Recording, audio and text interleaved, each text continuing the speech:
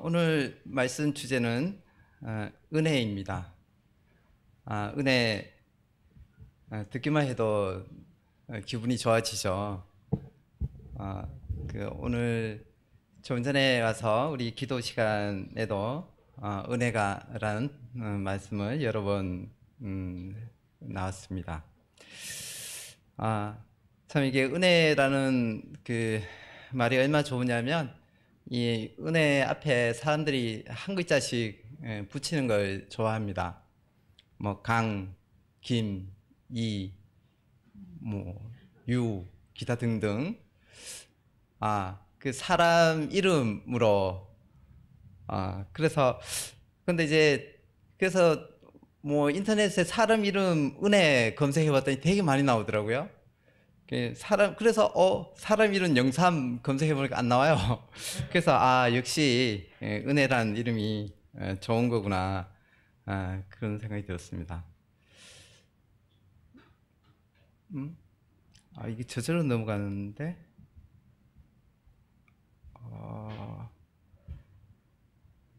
이게 시간이 되면 저절로 넘어가게 세팅이 되어 있는가 봐요.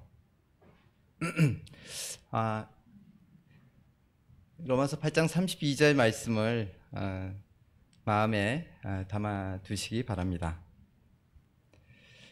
자기 아들 아끼지 아니하시고 우리 모든 사람을 위하여 내주신 이가 어찌 그 아들과 함께 모든 것을 우리에게 주시지 아니하겠느냐.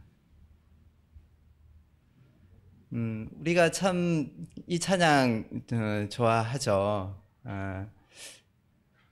우리 많이 애창하고 많이 부르는 찬양입니다. 그래서 각 절에 보면 다 은혜라는 단어들이 각 절에 계속 나옵니다. 영어로도 한번 찾아봤습니다. 영어로 그레이스이죠. 그래서 우리 그레이스 자매 그러면 은혜 자매 똑같습니다. 보면 참 Amazing Grace, 놀라운 은혜. 참 나처럼 불쌍한 자를 구원하다니 참 달콤한 말씀이네. 한때 내가 잃어졌었으나 지금은 찾았고 한때 보지 못한 자였으나 이제는 보내.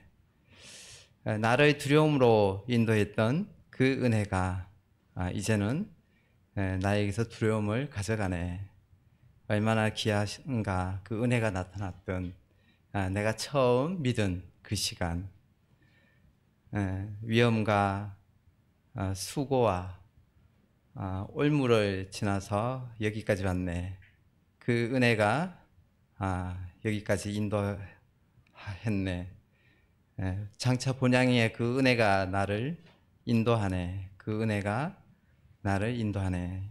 이런 영어로 된 찬양을 우리 말로 번역을 한 찬송이 지금 305장 나 같은 죄인 살리신 이런 찬양이 되겠습니다. 또 우리가 경배의 찬양에 있는 이 찬양 많이 사랑하죠. 참 많이 사랑하는 찬양입니다.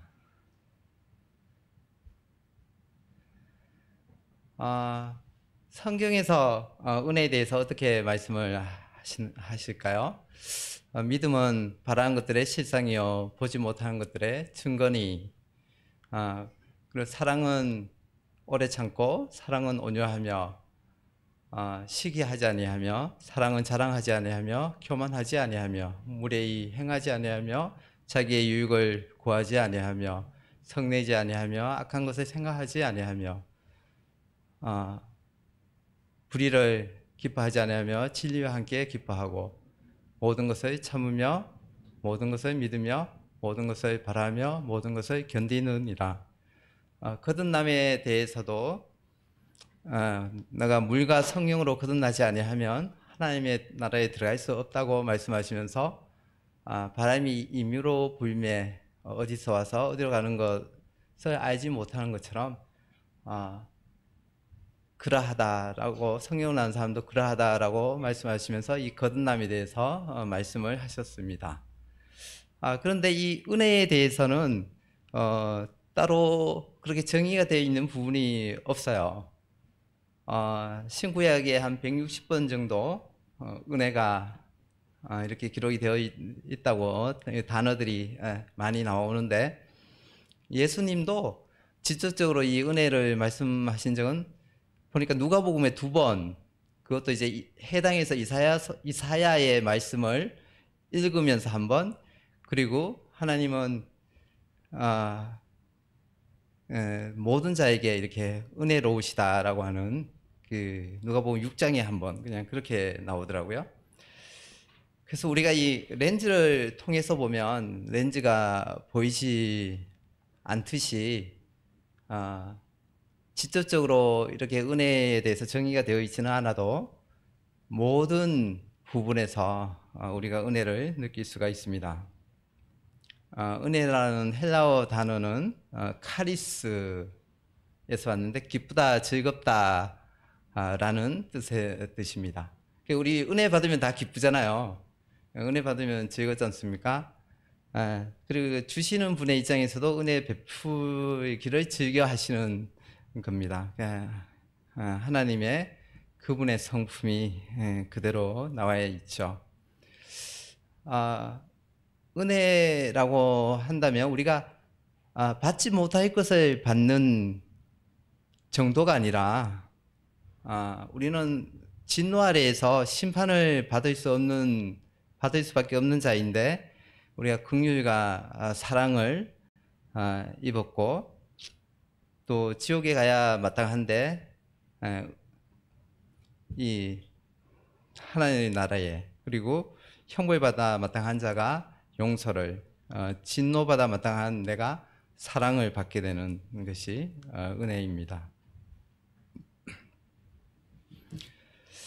영국의 비교 종교학 회의에서 뭐 기독교의 독특한 신앙과 타 종교에 대한 어떤 토의를 했다고 그래요. 왜 했는지는 모르겠는데, 그래서 거기서 우리 기독교의 독특한 특성이 무엇일까?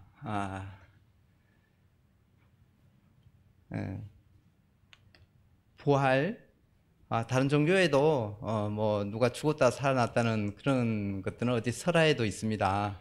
또 뭐 여러 가지 이야기 하다가 은혜, 정말 이 은혜만은 우리 기독교에만 우리 하나님만이 주시는 거다. 그래서 힌두교의 업보, 불교의 고행, 그리고 다른 모든 종교들, 그 모든 것들은 선행을 요구하죠. 우리 기독교에만, 우리가 믿는 신앙에만 이 은혜가 있습니다. 영국의 왕정 정치 시절에 매 맞는 나이가 있었다고 해요.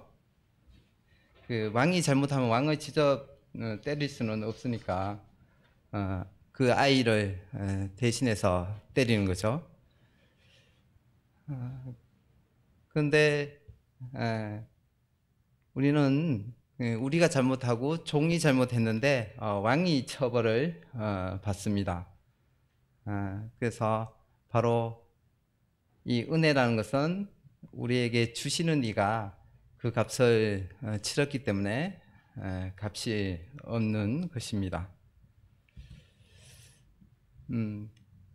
그리고 이 은혜는 일반 은총과 특별 은총 그러죠. 하나님을 믿건 아니건 누구에게나 보편하게 주시는 은혜가 일반 은혜입니다. 말씀에 보신 것처럼 하나님께서 그 해를 악인과 선인에게, 그리고 의로운 자와 불의한 자에게 다 동등하게 주시죠. 그리고 오라 너희 모든 목마른 자들아 물로 나오라, 돈 없는 자도 오라, 너희는 와서 사 먹되 돈 없이 값없이 포도주와 젖을 사라. 모두에게 열려있는 은혜입니다.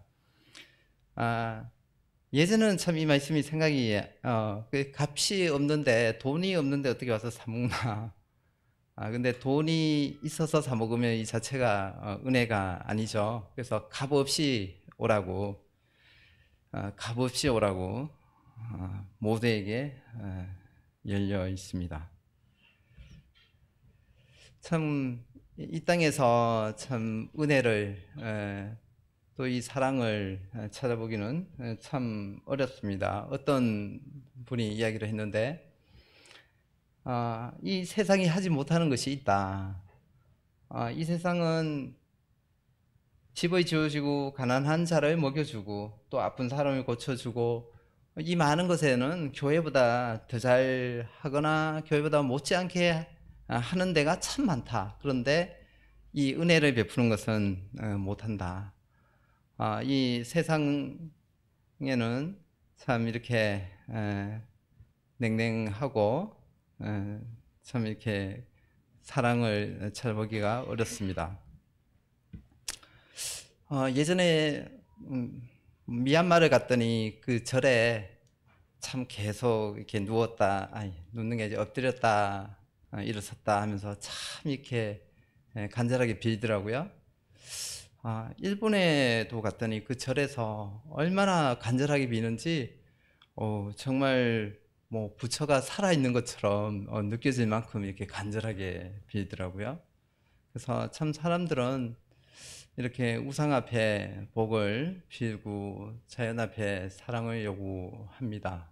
오늘날 우리 뭐 그런 것이 아니더라도 우리의 일상 생활 가운데에 나를 만족하게 하고 나를 즐겁게 하고 또 내가 나를 사랑해 줄 만한 또 내가 즐거워할 만한 내가 뭔가 이 가운데 소속이 될 만한 그런 일들을 찾아서 사람들은 참 그렇게 사랑 가운데에 목이 말라 있습니다.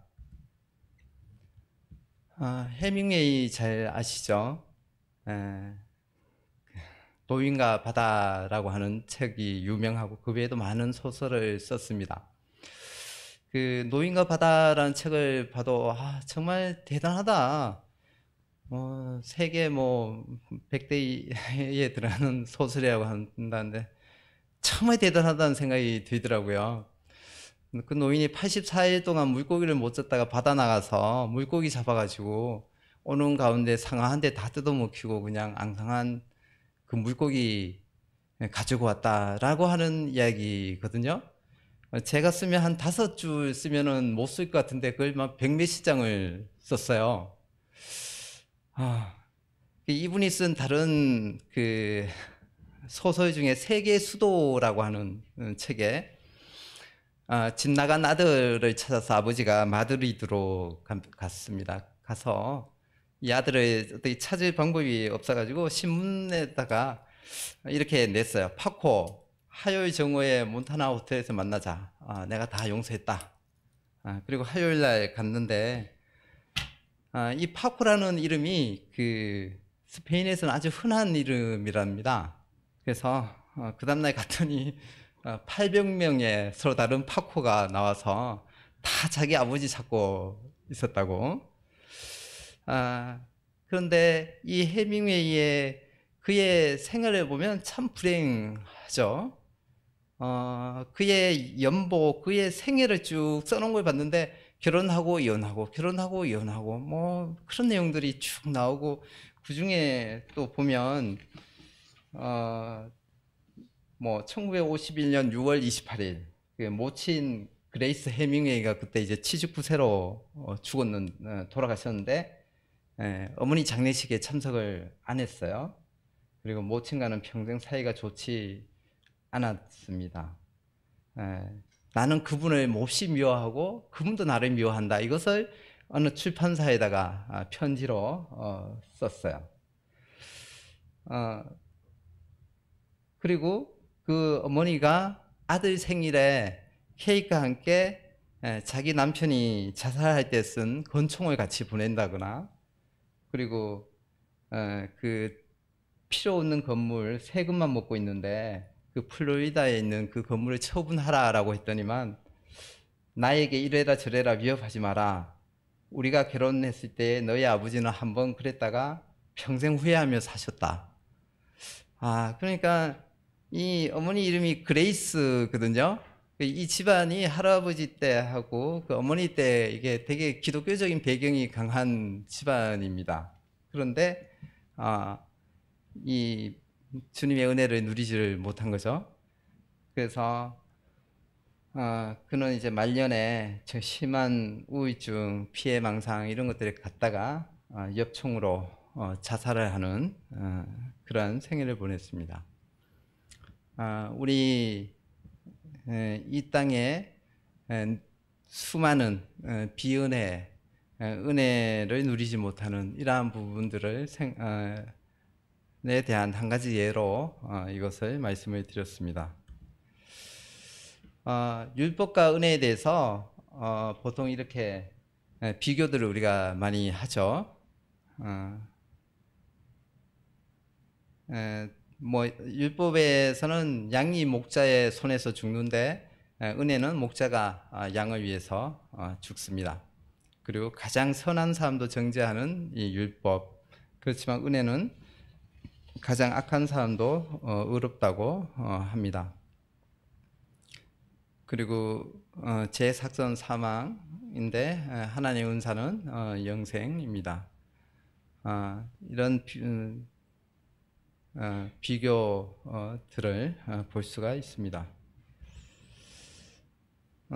레위기 19장 11절에서 18절을 한번 펴 보시겠습니까? 그냥 계속 넘어가네. 죄송합니다.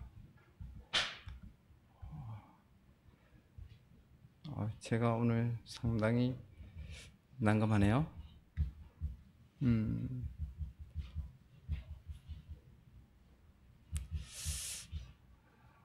예. 한번 제가 말씀하신 것을 한번 펴 보십시오. 레위기 19장 11절에서 18절 한번 펴셨으면 제가 어떻게 읽는지를 눈으로 읽으시면서 같이 들어주시기 바랍니다.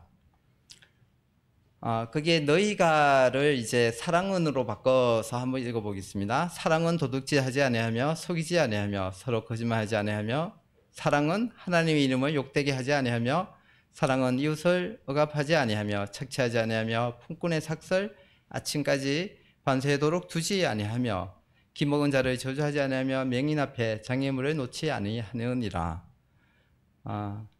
뭐 여기까지만 읽겠습니다. 그래서 율법은 우리를 저주하고 정죄하죠. 그렇지만 율법은 선한 것입니다. 율법은 그 자체가 로마서 7장 10절에 있는 것처럼 생명을 얻게 생명에 이르게 하는 겁니다. 그리고 율법은 보이다시피 사랑입니다. 고린도전서 13장 사랑장을 있는 거하고 같지 않습니까? 그런데 우리가 이것을 지키지 못해서 우리에게 정죄가 되고 저주가 된 거지, 율법의 근본은 역시 사랑이고 주님의 은혜입니다. 율법은 은혜에 더해진 거죠. 그 율법은 모세로부터, 은혜는 예수 그리스도로부터 있지만 이미 율법이 있기 이전에, 아브라함 이전에 그 전부터 은혜는 있었고 여전히 은혜 위에 율법이 더해진 거죠. 지금도 우리가 은혜 아래 살지만 율법이 없어진 게 아니라 율법은 그대로 있죠. 근데 우리가 이제 이 은혜의 법의 지배를 받고 있습니다. 이 두 개의 그림의 차이를 좀 봐주십시오. 우리가 칭의와 영하가 은혜에 기초하고 있는 것은 당연히 다 아시죠. 다 그렇게 또 믿고 그렇게 살고 계시죠. 우리 그리스도의 지금 살아가는 이 생활은 우리가 어디에 기초를 하고 있습니까? 아니면 어디에 해야 된다라고 생각을 하십니까? 조금 선택하기가 혹시 어려우신가요? 두 번째죠.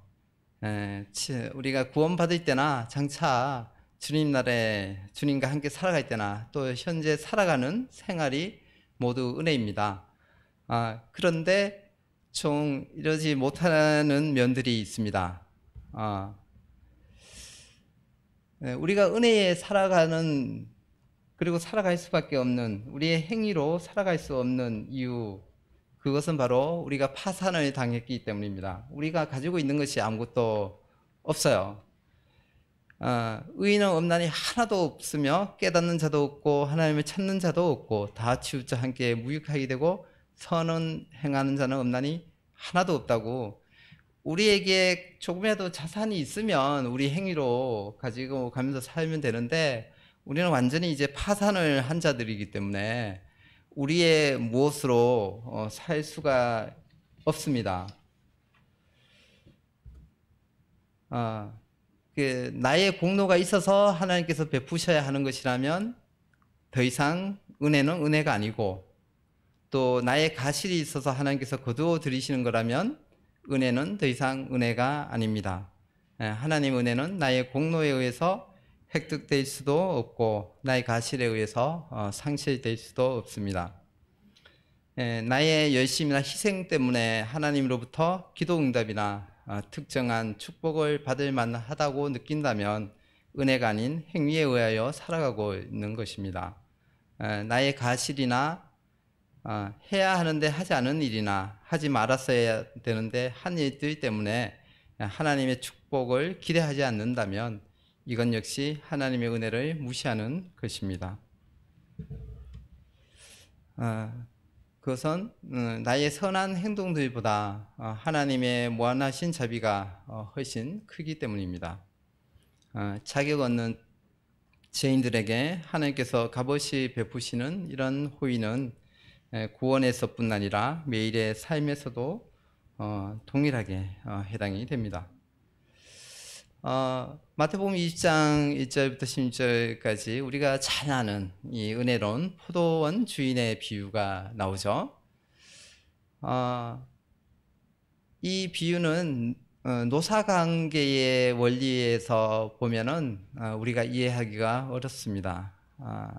이것은 그 원리를 가르친 것이 아니라 은혜의 원리를 가르치고 있습니다. 여기 보면 12시간 일한 사람이 있고 마지막 1시간 일한 사람이 나오는데 동일한 임금을 받죠.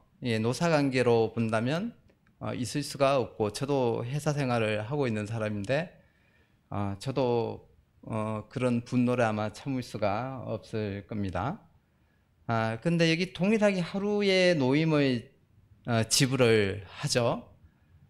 이것은 이 노동자가 그와 그 온 가족이 하루 동안 먹고 살아야 되는 그 임금이 되겠습니다. 좀 전에 레위기에서 읽은 말씀처럼 하루 노임을 그날에 받지 않으면 굶어야 하는 그런 거죠. 그래서 이 한 일이 아니라 그들의 필요에 따라서 지불했습니다. 했는 일에 대해서 지불을 한 거면 빚을 갚은 게 되겠지만 은혜로서 지불한 것이 됩니다. 우리는 그래서 우리가 이 은혜를 누리지 못하는 이유 중에 하나는 우리가 은혜로 구원을 받았으니 어느 정도 우리의 자아라든가 매일의 삶에서 하나님의 축복을 얻기 위해서 노력을 해야 한다. 공짜는 없다. 고난이나 희생이나 수고를 통해서 하나님의 축복을 얻어야 한다는 이러한 생각들이 있어서 그렇습니다. 어떤 아주 성숙한 그리스도인이 부인이 죽고 재혼을 했는데 거기에 대해서 마음이 평하지를 못한 거예요. 보니까 남들은 이렇게 부인 사별 후에 고생도 많이 하고 참 그 힘든데 나는 그 이후 짧은 기간에 그렇게 고생도 하지 않았고 어려운 시기도 보내지 않았는데 또 이렇게 훌륭한 배우자를 다시 만나서 내가 이렇게 행복하다는 것에 대해서 마음이 불편한 겁니다.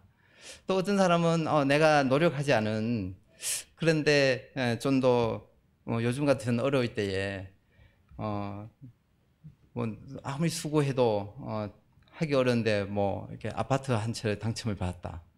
내가 그만큼 노력을 하지 않았는데 받았다. 이런 부분들에 대해서 불편할 수도 있다는 거죠. 실제로 근데 이런 사람들이 있습니다. 저도 그런 사람을 알고 있고요. 어, 그런데 이런 부분에 있어서 음, 1시간 일했던 그 사람이 이것처럼 나는 충분히 하지 않았는데 오늘 이만큼 받았다라고 거기에 대해서 불편한 마음을 가졌을까요? 아니면 참 감사한 마음을 가졌을까? 그래서 이런 부분들에 있어 우리는 삶에서 우리가 깨닫는 것보다 훨씬 많은 은혜를 경험하고 있지만 너무나도 자주 공적에 의해서 살려고 애쓰는 것을 보게 됩니다. 이런 시가 있습니다. 저는 기꺼이 주님이 주신 것을 받고 또 주님이 주시지 않는 것은 없이 지내고 또 주님이 취하시는 것은 내드리고 주님이 주신 고통은 겪고 주님이 요구하시는 삶이 되겠습니다. 좀 전에와 좀 반대되는 상황입니다. 좀 전에 같은 경우는 너무 내가 수고하고 애쓰지 않았는데 큰 것을 많은 것을 남들보다 풍성한 것을 받아가지고 이렇게 좀 마음이 불편하고 은혜를 누리지 못하는 경우고요. 아마 지금 같은 경우가 훨씬 많을 것 같은데 이 은혜로운 포도원 주인의 비유가 불편한 이유, 내가 1시간 일한 사람이 아니라 내가 종일토록 12시간 동안 일한 사람이라고 생각하기 때문에 힘들고 힘든 겁니다. 우리가 당연히 받을 권리가 있다라고 하는 그런 생각을 갖고 있어서 그렇죠. 누가복음 7장에는 마음씨 착한 백부장 이야기가 나옵니다. 제가 회사에서 직책이 부장이거든요. 그래서 남들이 저한테 백부장이라고 부르는데 참 이 백부장을 볼 때마다 저는 사실 참 정말 나중에 만나고 싶은 사람이에요. 이방인이잖아요. 그리고 잠깐 봤더니 백부장이 뭐 우리나라로 말하면 중대장, 대대장 중간 정도 같은데 되게 이제 파워가 있었다고 그래요. 그런 예를 들어 우리가 지금 일제치하, 일제식민지인데 일본군 순사가 우리한테 와서 이렇게 잘해준 거 아니겠습니까? 우리 민족을 사랑하고 또 우리를 위하여 해당을 지어주는. 그런데 이 유대의 장로 몇 명이 와서 예수께 나와 간절히 구하여 이르되 이 일을 하시는 것이 이 사람에게 합당하다. 이 사람이 이런 착한 일을 했기 때문에 이 사람의 소원을 들어주는 것이 합당하다라고 이야기를 하는 거죠.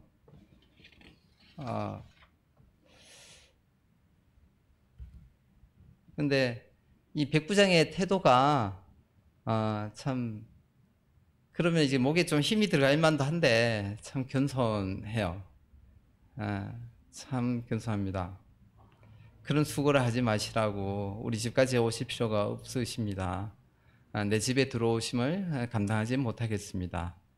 그러므로 내가 주님께 나가기도 감당치 못할 줄을 알았으니 말씀만 하셔서 내 하인을 낫게 해 주세요. 참 보면 이 사람이 오히려 참으로 이제 은혜를 아는, 그래서 주님께서도 내가 이 사이 중에서도 이만한 믿음을 보지 못했다고 되게 기이 여기셨는데 참 놀랐다는 생각이 듭니다.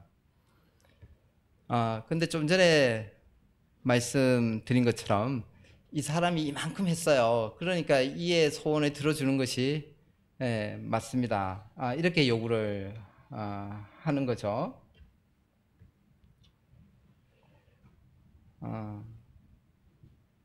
그런데 우리가 교통법규를 잘 지켰면 우리가 어떤 보상을 받나요? 우리가 교통법규를 잘 지켰기 때문에 국가에 대해서 우리가 뭘 요구를 하고 뭘 받을 수가 있나요? 그렇지가 않습니다. 우리가 이제 국가에 뭔가 의무를 지울 수가 없죠. 그래서 우리도 우리의 일을 다 행한 후에 우리는 무익한 종이라 우리가 해야 할 일을 한 것뿐이라 라고 하는 것이 우리의 합당한 태도입니다. 누가 먼저 내게 주고 나로 하여금 갚게 하겠느냐? 온 천하에 있는 것이 다 내 것이니라. 그러니까 아까 백부장의 이야기로 돌아와서 너가 먼저 나에게 그런 것을 했다고 해서 내가 너한테 빚을 졌느냐? 그것 때문에 내가 갚아야 되겠느냐? 그렇지 않다라는 것을 말씀하고 있습니다. 하나님께서 내게 어떤 것도 줄 의무를 지고 있지 않습니다. 우리가 기대할 권리가 있다고 생각하는 그 어떤 것을 받지 못했다면 이는 궁극적으로 하나님께서 주시지 않은 것입니다. 그저께 연대기 성경 읽은 본문 같은데요. 역대상 29장의 말씀. 이 말씀에 보면 우리가 하나님을 섬기기 위해서 한 일, 그 일조차도 모두 다 이제 하나님으로부터 온 것을 알 수가 있습니다. 모든 것이 주께로 말미암았으니 우리가 주의 손에서 받은 것으로 주님께 드렸을 뿐입니다. 아까 포도원 비유에서 나중된 자로서 먼저 되고 먼저 된 자로서 나중된다는 것은 꼭 그렇게 되어진다라는 의미를 보기보다는 실제로 받을 만한 것으로 여겨지는 것과 또 실제로 받는 것 사이에는 종종 분명한 상관관계가 없을 수 있다는 것을 말씀합니다. 주고 더 주고 이러한 것들은 이제 그분의 절대 권위 속에 들어있기 때문에 그렇습니다. 은혜에는 불공평한 면이 있습니다. 사실 은혜는 불공평합니다. 그렇지 않다면 그 탕자가 돌아왔을 때 어떻게 아버지가 그냥 용서를 하겠어요? 그렇지 않다면 아버지의 잘못을 어떻게 자식들이 그냥 용서를 하겠습니까? 또 우리 중에 우리의 공로대로 받는 사람은 없습니다. 공평한 기준으로 우리가 받게 된다면 우리는 모두 지옥행이죠. 우리가 지금 이 자리에 우리가 이렇게 있을 수 있는 자체가 사실은 불공평한 거죠. 참 그렇습니다. 신명기 8장 17, 8절의 말씀. 그러나 내가 마음에 이르기를 내 능력과 내 손의 힘으로 내가 이 재물을 얻었다 말할 것이라. 내 하나님 여호와를 기억하라. 그가 내게 재물 얻을 능력을 주셨음이라. 이같이 하시면 내 조상들에게 맹세하신 언약을 오늘과 같이 이루려 하심이라. 때로는 우리의 수고를 통해서 우리가 재물을 얻습니다. 또 다른 사람도 얻고 또 그 어떤 것도 얻고 성취도 얻고 많은 것들을 얻을 수가 있습니다. 때로는 우리의 수고 없이 오기도 합니다. 그렇지만 결코 우리의 수고 때문에 오지는 않는 것을 말씀하고 있습니다. 예수님의 공로로 말미암아 하나님께 사랑받고 용납되고 예수님의 공로로 말미암아 하나님의 축복을 받습니다. 나의 어떤 것도 그분으로 하여금 나를 더 사랑하시거나 아니면 더 사랑하게 하시지 않습니다. 그분은 순전히 예수님을 통해서 나에게 주신 은혜대로 나를 사랑하십니다. 은혜란 무엇으로도 하나님의 사랑을 더 커지게 할 수도 없고 약화시킬 수도 없습니다. 왜냐하면 은혜란 무한한 하나님의 사랑으로 가능한 최대치만큼 이미 하나님이 우리를 사랑하고 계시기 때문입니다. 여기까지 이제 말씀을 들으셨으면 어떤 생각이 드십니까? 그러면 나의 노력, 내 사랑, 내 행위, 나의 그 어떤 것도 하나님의 은혜를 더하거나 덜할 수가 없다면 막 살아도 되느냐? 이 질문, 이런 생각이 드시면 은혜에 대해서 정확하게 이해를 하신 게 맞습니다. 내가 할 수 있는 게 하나도 없고 나의 행위로 그분을 기쁘게 할 수도 없고, 그런데 그러면 막 살아도 되고 뭐 나의 그게 없는 게 아니냐, 이렇게 이해를 하셨으면 정확하게 이해를 하셨습니다. 그러나 제가 더한 것에 은혜가 턱 넘쳤지 않습니까? 그래서 실제적으로 그게 사실이라면 짓고 싶은 죄는 다 짓자, 죄를 더 많이 지을수록 하나님의 은혜가 더 풍성해지는 게 아니냐, 그렇게 실질적으로 이제 살았던 사람의 이야기를 이제 로마서에서 말씀하고 있는 겁니다. 그래서 성경은 이렇게 좋은 하나님의 은혜, 이 은혜에 대해서 우리가 오해되고 또 남용할 가능성을 아셨어요. 그래서 경건치 아니해서 우리 하나님의 은혜를 도리어 세교거리로 바꾸는 사람들에 대해서 유다서에서 말씀하고 계시고, 또 은혜를 더하게 하려고 죄에 거해야 한다는 사람이 있을 것을 생각하시고, 성경은 우리에게 자유를 육체의 기회, 또 즉 제약된 본성을 만족시킬 기회로 삼지 말라고 갈라디아에서 말씀을 하고 있습니다. 또 은혜를 더하게 하려고 죄에 거하겠느냐고 로마서 6장 전장을 빌어서 말씀을 하고 있습니다.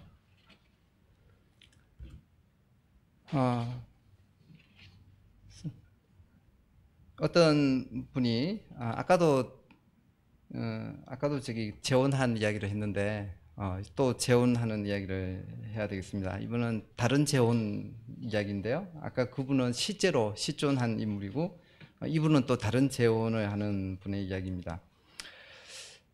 결혼을 했는데 이 남편이 너무 까탈스러워서 뭘 해도 불만족하고 어떤 것도 만족시킬 수 없는, 그리고 이 남편의 기준을 만족을 못 시키면 내가 정말 이제 죽어야 하는 그런 환경에 처해 있습니다.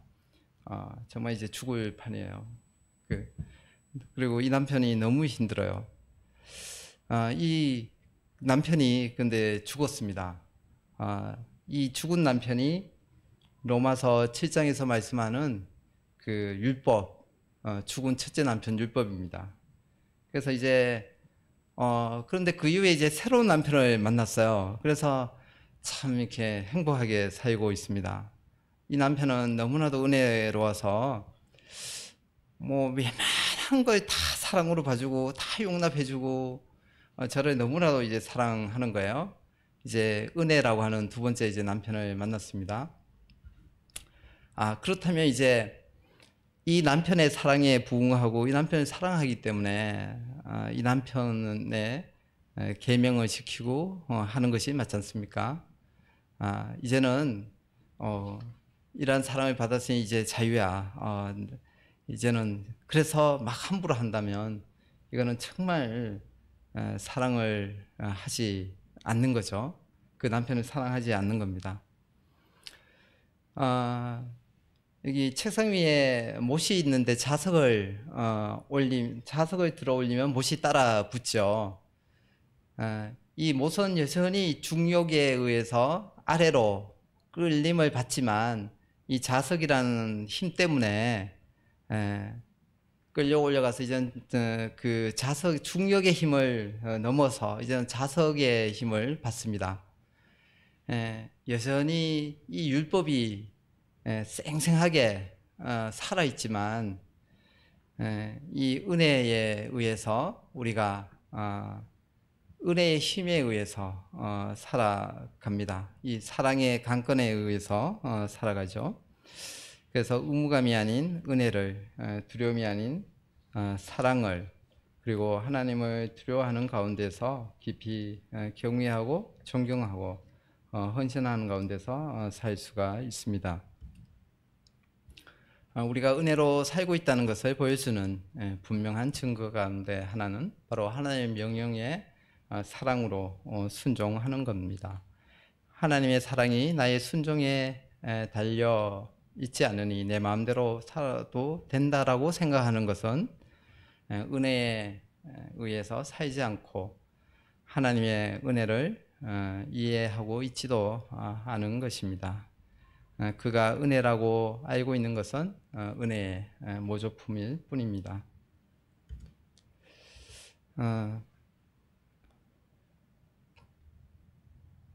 이 말씀 은혜의 한 모습을 좀 볼 수가 있습니다. 진인사 대천명이라는 말이 있죠. 내가 할 일을 다 하고 하나님의 뜻을 기다린다. 말은 맞는 것 같고 정말 옳은 말 같습니다. 그리고 한편으로 내가 그만큼 해야 된다는 것을 볼 때는 맞는 말입니다. 그리고 또 우리의 강구와 그분의 하나님의 도우심으로 우리가 살아가는 게 맞죠. 그런데 내가 할 일을 다 한 후에 하늘의 명을 기다린다. 나의 할 일은 어디까지인가요? 내가 어디까지 하고 거기서부터 하나님이 하십니까? 내가 한 50%, 어떤 일은 90% 열심히 거기까지 달려가면 그 이유를 하나님께서 해주십니까? 그렇지 않습니다. 뭐 정부 어떤 과제 정부에 지원받는 거 보면 정부 지원금 뭐 70%에 뭐 우리 기업 30% 분담금 뭐 해서 하는데 그런 식으로 하나님께서 일을 하지 않습니다. 이 말씀에도 보면 여호와께서 집을 세우지 아니하시면 세운 자의 수고가 헛되며 여호와께서 성을 지키지 아니하시면 파수꾼의 깨어 있음이 헛되도다. 너희가 일찍 일어나고 늦게 누우며 수고의 떡을 먹음이 헛되도다. 그러므로 여호와께서 그의 사랑하신 자에게 잠을 주시는도다. 우리가 아무리 뭐 90%, 99% 했다고 하더라도 아니면 뭐 거의 완벽에 가까이 했다고 하더라도 끝내 하나님께서 집을 세우지 아니하시고 또 성을 지키지 아니하시면 파수꾼에 깨어 있는 것이 헛것이 됩니다. 참 여호와께서 그의 상하신 자에게 잠을 주신다는 이게 학창 시절에 뭐 누가 공부하거나 하다가 자요. 그러면 그의 상하신 자에게 잠을 주시잖아. 우리가 이렇게 막 이렇게 말씀으로 이렇게 장난하고 이렇게 농담하고 했던 적도 있었는데 참 오랫동안 저도 그냥 뭐 그렇게 알았는데 참 보면 우리가 얼마나 고달픕니까? 일찍 일어나고 또 늦게 눕고 오늘 하루도 얼마나 이 수고의 떡을 위해서 고생하셨습니까? 그래서 잠도 잘 못 이루시고 불면증도 생기고 그런데 여호와께서 그의 사랑하신 자에게 평안하게 근심 걱정을 끊어주시고 깊이 숙면하게 하시는 그분이 상하신 자에게 잠을 주시는 도다. 이 말씀을 묵상하게 됩니다. 나머지 부분은 좀 해야 될 부분이 많이 있는데 제가 다음 주에 믿음에 대해서 말씀 시간이 있어서 오늘 못한 부분은 보고 다음 주 믿음 하기 전에 하든가 아니면 이걸로 그냥 끝을 내도록 하겠습니다.